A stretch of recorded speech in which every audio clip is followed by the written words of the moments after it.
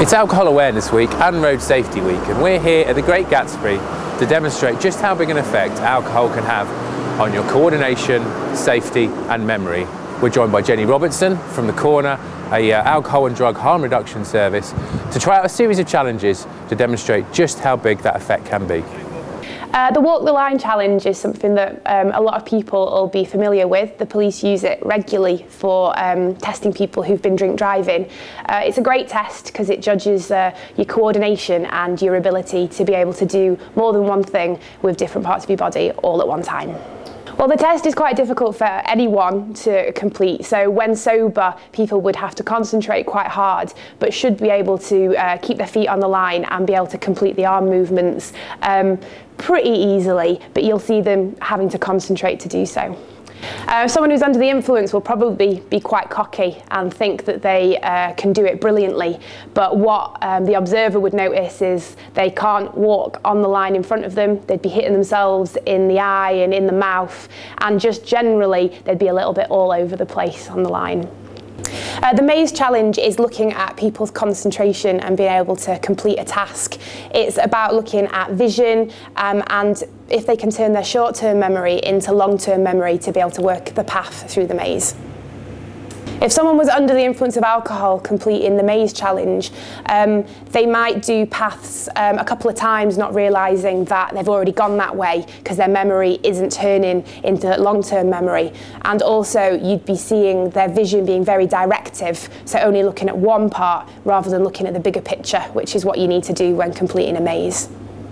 We're going to do a challenge about tongue twisters and vocabulary and speech. Alcohol affects the part of your brain that controls how you communicate with people, and we talk a lot about safety and the risks that arise when people can't talk and share their concerns or worries.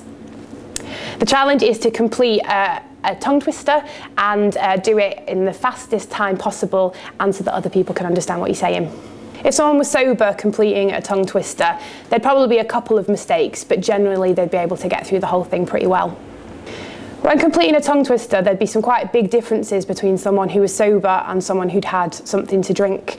There might be a couple of mistakes for somebody who's sober, but someone who's been drinking would probably not be able to get through the tongue twister and put the words together in any relevant form for other people around them to understand. I saw Susie sitting in a shoe shine shop. Where she sits, she shines, and where she shines, she sits. Peter Piper picked a peck of pickled peppers, a peck of pickled peppers Peter Piper picked. If Peter Piper picked a peck of pickled peppers, where's the peck of pickled peppers Peter Piper picked? The next challenge is a little bit of fun that we've added in there. This is penis hoopla. We play it a lot with the people that we work with because it looks at coordination and it looks at spatial awareness, so being able to judge distances, which is really affected when people have had a couple of drinks. You need to put the demonstrator at least 2 meters away from you and the 6 hoops, and it's who's got the best aim. If you're sober, we'd probably see people getting 1 or 2 hoops on there. If you've had a couple of drinks, who knows where the hoops will end up. Right, it's Wednesday night, there'll be plenty of people out drinking, so it's now time to see how they get on with some of these challenges. Hi, I'm Charles. I've had 3 beers and whiskey.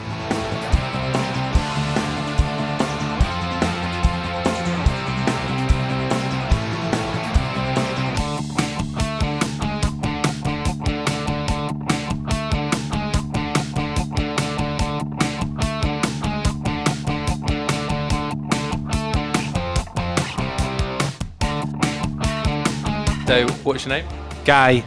And how much have you had to drink? I've had 5 beers. It was 4 a minute ago, it's gone up one. I had one before I came out I'd forgotten about. Right, good luck.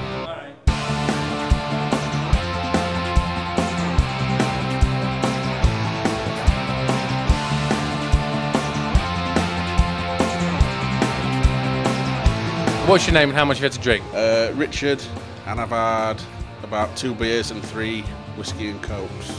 Okay. Well, good luck.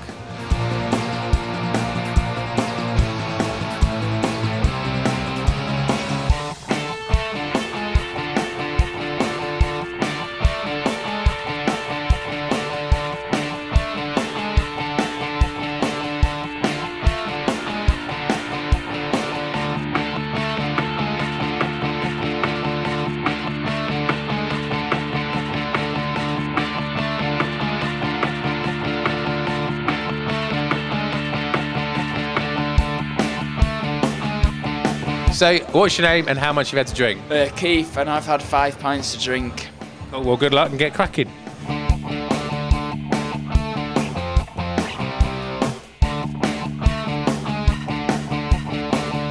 What's your name and how much you've had to drink? My name's James, I've had 6 pints.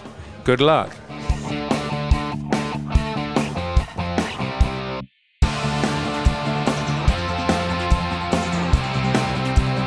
What's your name and how much you've had to drink? My name's Colin Wilson, I'm from High Stores and I've had 8 pints.